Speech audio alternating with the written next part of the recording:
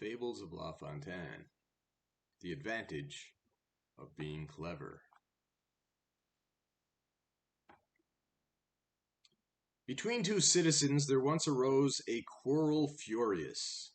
The one was poor, but full of knowledge, ripe and rare and curious. The other had not been to college, and was, though rich, a perfect dunce.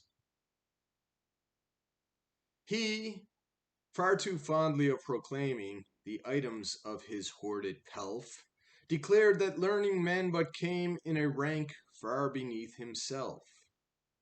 The man was quite a fool, and I can never understand the why or wherefore wealth alone should place a man above the learned race. The rich one to the wise one said, full often, "Is your table spread as well as mine? And if not, tell, what boots it that you read so well? Night after night you sadly clamber to the dull third floor backmost chamber. And in December cold you wear what in hot June would be to bear? Whilst as for servants you have none, unless you call your shadow one. Alack, explain to me the fate of this or any other state, if all were like you, and I spent nothing on my luxury.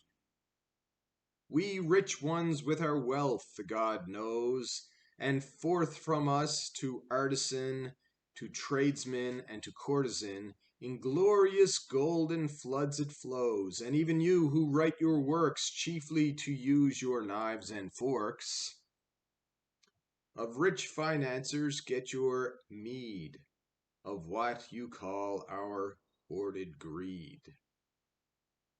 These foolish words need scarce be said, simply contemptuous answer had. The wise man had too much to say in answer, and so went away. But, worse than sarcasm, the sword of rough invaders met the hoard of him who had the wealth. The town in which he dwelt was toppled down. They left the city, and the one who ignorant was soon undone, and met all men's contempt, whilst he who knew the sciences was free of all men called society. The quarrel so at last was ended, but this is what I always say, in spite of the fool's yea or nay, the wise must be commended. Well, there you have it. I really enjoyed that, the choice of word, and yeah, I especially liked, for servants you have none unless you call your shadow one. That's pretty interesting. And even you who write your works chiefly to use the knives and forks. Oh, you're basically struggling just to eat. So what's this all about? This is more important today than ever before. You see these people, these influencers or whatever, just flaunting all this wealth. Stupid as a brick, can't carry a conversation, doesn't know anything.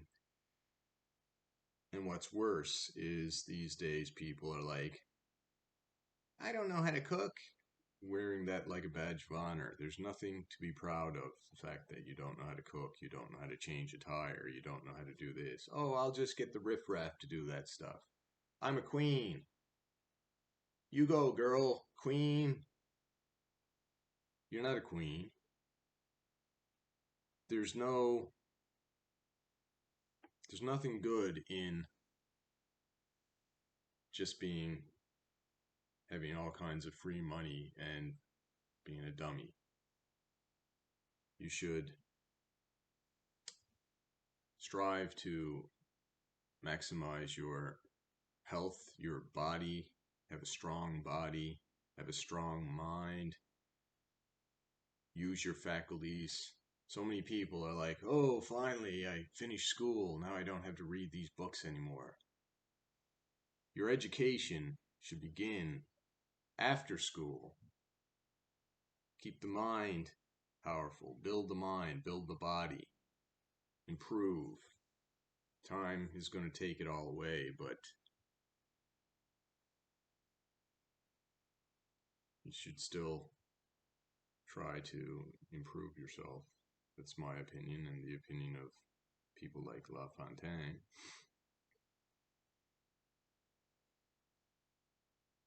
There's nothing good to be said about that. And people love that. Everybody loves the loser who wins the lottery. Everybody loves the person who was born beautiful and can go on Instagram or whatever and have people send them money for doing nothing.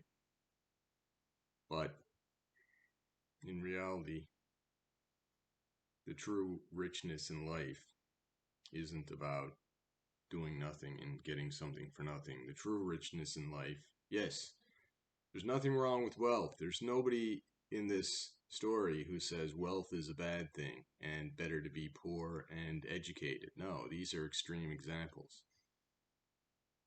It'd be wonderful to have all kinds of money.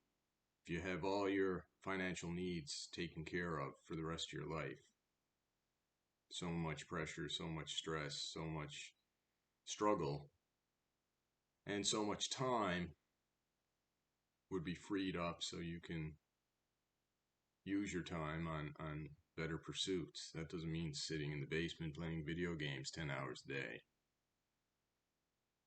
You can learn, you can improve. Why learn a language? You can get an app that instantly translates and in 10 years it's going to be perfect. That's not the point. The point is, if you don't use your brain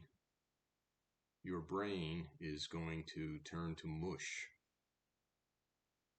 You have to exercise your body or your body will turn to mush.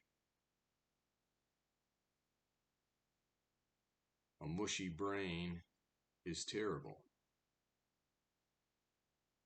If you don't know how to read because you haven't had the opportunity to learn to read or you didn't have a chance, well, it's the same thing. That's one thing. There's nothing wrong with that. But if you can read and you choose not to read, there's no excuse for that. Unless you're so poor that you have to struggle day in and day out to make a living and you just don't have the time. That's different. You can spend your time, you can waste your time, you can use your time. Wasting, yes, we all need a break once in a while. If you earned a break, you did what you needed to do, and then you just want to flake off. Everybody needs that. You have to rest your brain as well, just like you have to rest your body. You can't just run a marathon and then, hey, what are you doing? You just ran a marathon. Well, why don't we do, why don't we climb this mountain? I need to rest. After you finish your exams, you come home, you're mentally exhausted. Hey, why don't we do some calculus? I'm tired. I'd just rather play Pac-Man for an hour. Things like that. Anyway, if you have anything you'd like to add, down below, please. Until next time, goodbye.